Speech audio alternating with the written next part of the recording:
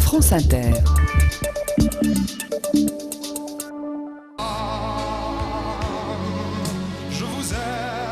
Hier, c'était la journée de la femme. Ça y est, c'est passé. Ça leur a fait plaisir, une petite journée, ça mange pas de pain. Et aujourd'hui, c'est à nouveau la journée des mecs jusqu'au 8 mars prochain. Il y a des journées pour tout, du handicap, des espèces menacées, des zones humides. Pourquoi pas de la femme ?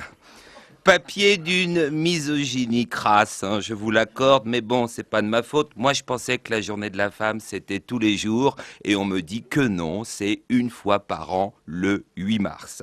On instaure une ségrégation, je suis le mouvement. S'il faut être misogyne, soyons-le. Et donc hier, en préparant cette chronique, j'ai pensé à nos principales femmes politiques. Je me suis demandé si, à elles toutes, elles incarnaient bien les femmes de la société française. Est-ce que dans une vie d'homme, on a croisé au moins une fois le type Bachelot, Boutin, Dati ? La Dati, par exemple, dépensière un peu snob, passant sa vie dans les magasins.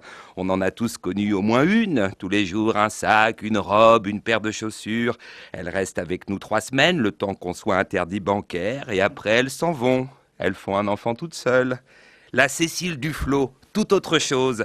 Elle, on la croisait généralement en colo, hyper nature, pas épilée sous les bras, sac à dos patogas, sentant bon le foin coupé et le fromage de chèvre. C'est des filles, on sortait avec elles en classe verte, mais une fois rentrées en ville, le contraste était rude. Généralement dans l'autocar, à la hauteur du péage de Saint-Arnoux, on arrêtait de les galocher. La Bachelot, la Bachelot, c'était l'infirmière de l'école, bien en chair, maquillée comme un camion volé. Le grand truc, c'était de passer l'après-midi à l'infirmerie et de mater ses nichons quand elle se baissait pour nous examiner. Plus bas, madame, plus bas, ça me tire. Et le soir, en rentrant chez nos parents, on se pognait comme des fous en se remémorant la dentelle de son soutif noir. Ah, la Bachelot, la Boutin, la Christine Boutin. Oh là là là là, on n'en est pas fiers après de ces histoires-là. Ça nous est arrivé au moins 2-3 fois, la Boutin, dans une soirée à moitié bourrée, c'est la seule qui voulait. Et après l'avoir ramenée à la maison, le réveil au petit matin, quand la mémoire refait surface. Non, tu peux pas rester, j'ai mes examens à préparer. Mais Thomas, tu m'as dit que tu m'aimais. Thomas le grand, oui, comme nous tous, il en a croisé des boutins dans sa vie. La Morano, la Morano, elle aussi c'est un classique du lycée. Cato, hyper coincé du cul. Un sketch de Valérie Lemercier, elle toute seule. On lui susurrait tes cuisses dans les couloirs, juste pour la faire rougir. Et à la piscine, on faisait dépasser nos poils du maillot. En revanche, dans les booms, la Morano, souvenez-vous, une vraie chaudasse, lèvres en feu, le Vésuve en éruption.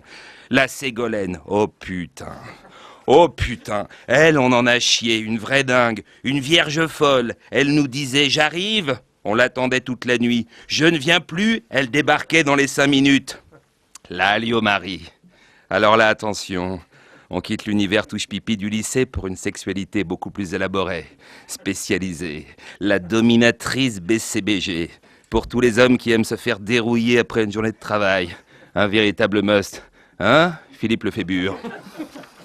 La Frédérique Mitterrand. Oui, je sais ce que vous allez me dire. C'est une chronique sur les femmes et je cite un garçon. Mais les enfants sont cruels. De vrais petits cons. On a tous eu un Frédéric dans notre classe, le type précieux et efféminé qui portait un loden, une grande écharpe et nous disait crotte quand il s'énervait. On se foutait de sa gueule. On jouait à Chabit devant lui. Et tous les 8 mars, on lui disait « Alors, c'est ta journée, Fredo ?» Les enfants sont cruels. On termine avec la plus belle. Il y en a une par lycée. Le fantasme absolu, la Brunie. Ah, la Brunie. Très belle, mais très chiante. Elle chantait et elle écrivait des poèmes. C'était horrible, inécoutable. Mais comme on voulait tous se la faire, on faisait semblant de trouver ça très beau. Et puis un jour, à la stupéfaction générale, elle est tombée amoureuse du plus petit du lycée. Un brun, nerveux, bourré de tics. Ça nous a laminés. Après 3 jours passés à l'infirmerie, tristes, malades, où même les seins de la Bachelot nous laissaient indifférents, on se consolait chez la Duflot, Bénarès, encens, massage et fromage de chèvre, la bonne copine.